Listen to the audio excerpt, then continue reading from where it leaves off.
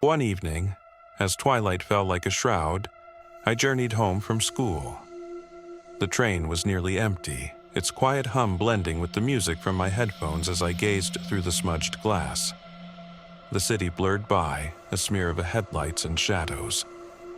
On a whim, I decided to disembark one stop earlier than usual. My house wasn't far, and the thought of walking along the railway tracks under the violet sky intrigued me. A wooden ladder, crudely assembled and weathered by time, led me down from the platform to the crunching bed of stones. I didn't feel afraid. To my left, cars zipped along the highway, their headlights slicing through the evening gloom. To my right stretched quieter, familiar spaces, ghostly silhouettes of trees and dim outlines of forgotten fences. Lost in thought, I wandered past ruins of a factory, its low-brick buildings standing like sentinels of a bygone era. Garages crouched in shadow, and overhead, cables tangled like veins against the fading light. Distant floodlights glimmered, their purpose a mystery, while the air vibrated with an electric hum. A train roared past, its thunder startling me from my reverie, the steel beast vanishing as quickly as it had come. I soon realized I had strayed too far, missing the path that would guide me home. Pausing beneath a road bridge, I noticed the disused railway branch veering toward a gaping quarry. From my 12th floor apartment, I often glimpsed the old excavator that loomed there like a relic of forgotten titans. The trees, however, obscured the view of my home, and a creeping unease began to stir. I pressed on, the crunch of stones underfoot echoing into the encroaching silence, until I stumbled upon a line of freight cars, abandoned, rusting, and half swallowed by nature. Their presence puzzled me. Why had I never seen these from my window? A sudden chill prickled my skin. Then I saw it. A figure crawling out from beneath one of the cars. My pulse quickened. I turned and walked back the way I had come, each step brisker than the last. Behind me, footsteps emerged, faint at first, then sharper, closer. The sound shifted, and my fear crystallized when the rhythm transformed into a sprint.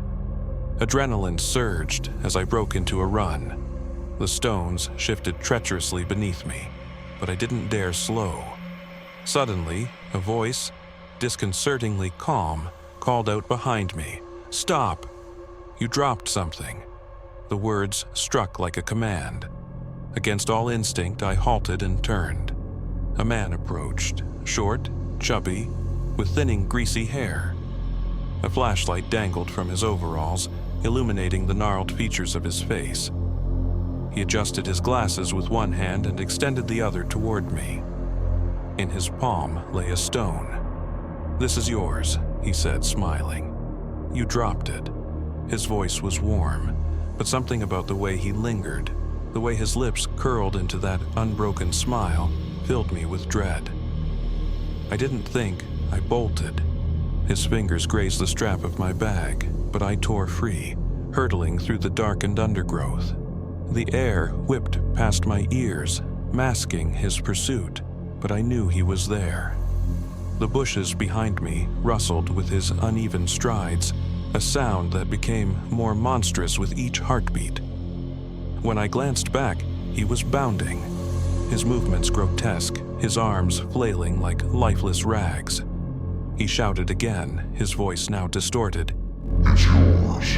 I don't need it." Terror numbed my limbs, and I imagined his hands clawing at me, his teeth tearing into my flesh.